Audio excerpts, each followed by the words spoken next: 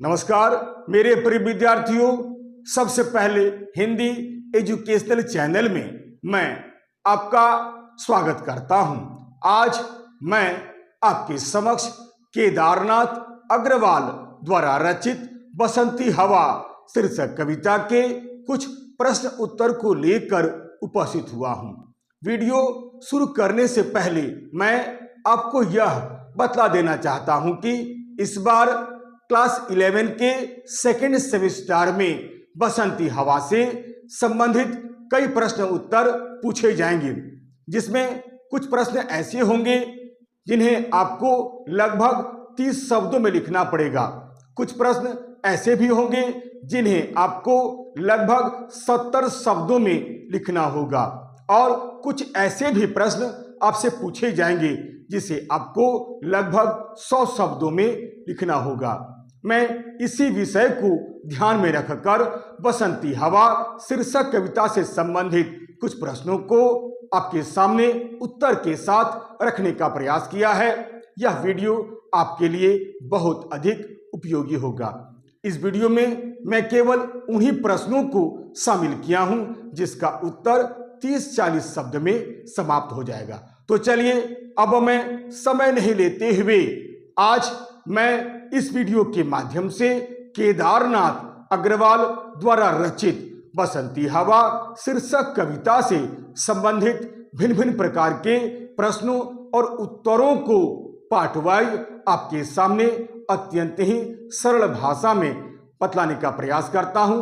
इसे आप ध्यान देकर सुनने की कोशिश कीजिएगा। याद रखिएगा, इसके पहले पार्ट 1 वीडियो में 9 प्रश्न उत्तर के साथ प्रस्तुत किए हैं। आप उस वीडियो को भी जरूर देखिएगा। ये हमारा इस वीडियो का सेकेंड वीडियो है। तो चलिए शुरू करता हूं बसंती हवा प्रश्न उत्तर। हमारा प्रश्न है, 10वां प्रश्न है, बसंती हवा ने सरसों को क्यों नहीं हिलाया? जी हां, इस प्रश्न का उत्तर होगा, अलसी के सिर पर छोटी सी गागर के समान खिले हुए फूल को देखकर बसंती हवा ने उसे गिराने की बहुत चेष्टा की, उसे बहुत झकझोरा, परंतु वह नहीं गिरा। अपनी इस हार पर उसे बहुत संकोच का अनुभव हुआ। यही कारण है कि उसने सरसों को फिर हिलाने की चेष्टा नहीं की। आइए अब 11वां प्रश्न है, बसंती हवा के साथ साथ दिशाएं, खेत और धूप आदि भी क्यों हंसने लगी? जी हां, इस प्रश्न का उत्तर होगा, बसंती हवा बसंत ऋतु में बहने वाली हवा है। इस ऋतु में धरती बिल्कुल दुल्हन के समान सज जाती है। बागों तथा खेतों में हरियाली छा जाती है। सब जगह आकर्षण छा जाता है। धूप में स्वच्छता और चमक भी आ जाती है। इसलिए बसंती हवा के साथ दिशाएं, खेत और धूप आदि भी हंसने लगती हैं। अब हमारा अगला प्रश्न है, अगला प्रश्न यानी 12वां प्रश्न है, कवि ने बसंती हवा को बावली और मस्त मौला क्यों कहा है? जी हां, इस प्रश्न का उत्तर है, कवि ने बसंती हवा को बावली और मस्त मौला कहा है क्योंकि बसंत ऋतु में बहने वाली बसंती हवा एक बड़ी ही विचित्र हवा होती है। बहते समय उसको किसी बात की सुध बुध नहीं रहती है। वह बिल्कुल एक पगली की तरह आचरण करती है। वह जहां चाहती है वहीं चली जाती है। वह बिना डरे हर प्रकार से चिंता से मुक्त होकर जहां चाहती है चली जाती है। इसलिए बसंती हवा अपने को बावली और मस्त मौला कहती है। अब हमारा अगला प्रश्न है, अगला प्रश्न यानी 13वां प्रश्न है, बसंती हवा शीर्षक कविता में कवि ने प्रकृति के किस रूप का वर्णन किया है? जी हां, इस प्रश्न का उत्तर होगा, बसंती हवा कविता में कवि ने प्रकृति के उन्मुक्त रूप का वर्णन किया है। हवा प्रकृति का एक ऐसा रूप है जिसका न तो कोई रूप होता है और न ही कोई रंग होता है। वह विश्व के खुले आंगन में स्वतंत्रता पूर्वक घूमती रहती है और प्राणी मात्र को जीवन दान देती है। आइए अब हमारा अगला प्रश्न है, यानी 14वां प्रश्न है। 14वां प्रश्न है, भरी धूप प्यारी का अर्थ समझाते हुए बतलाइए कि उसके संबंध में ऐसा क्यों कहा गया है।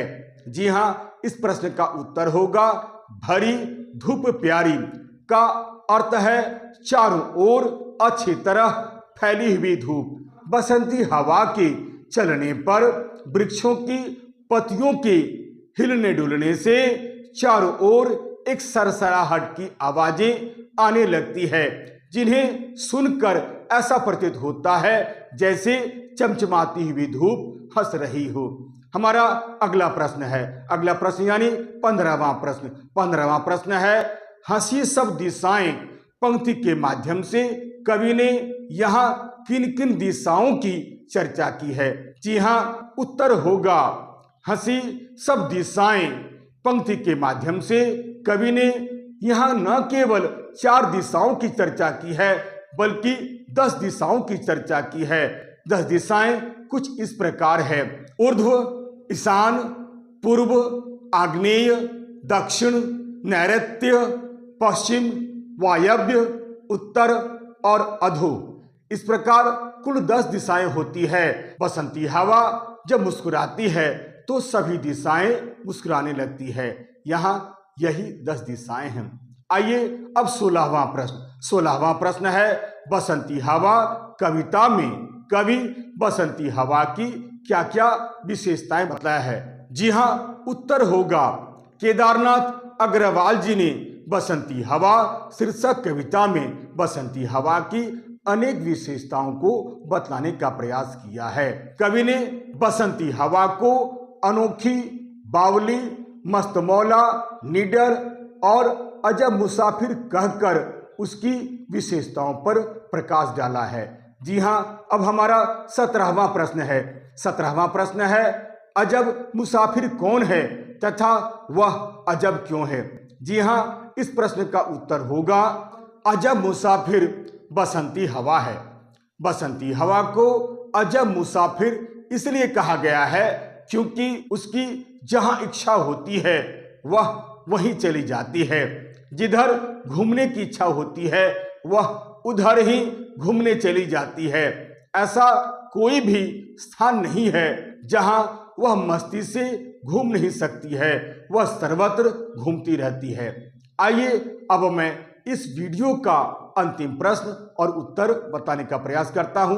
हमारा अंतिम प्रश्न है, यानी 18वां प्रश्न है, बसंती हवा के कुछ उपकारों का वर्णन कीजिए। जी हाँ, इस प्रश्न का उत्तर है हवा का सबसे बड़ा उपकार यह है कि वह प्राणी मात्र को जीने के लिए प्राणवायु देती है, अन्यथा वह क्षण भर के लिए भी जिंदा नहीं रह सकता है।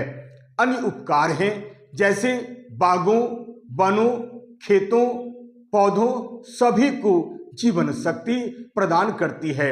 यदि हवा न हो तो पेड़ पौधे, अन्न और धान्य कुछ भी हमें प्राप्त नहीं हो सकेगा। आशा करता हूं आप इस वीडियो के माध्यम से बसंती हवा शीर्षक कविता से संबंधित कई प्रश्नों और उसके उत्तरों को भी आपने प्राप्त कर लिया है। इस वीडियो में वही प्रश्न रखे गए हैं जिसका उत्तर लगभग 30, 35 या 40 शब्द में लिखा जा सकेगा। यह वीडियो आपके लिए बहुत अधिक उपयोगी सिद्ध होगा। यदि आपको यह वीडियो अच्छा लगता है, उपयोगी लगता है, सारगर्भित लगता है तो आप इसे लाइक करें, शेयर करें और तो और सब्सक्राइब करना बिल्कुल नहीं भूलें। तब तक के लिए नमस्कार, धन्यवाद।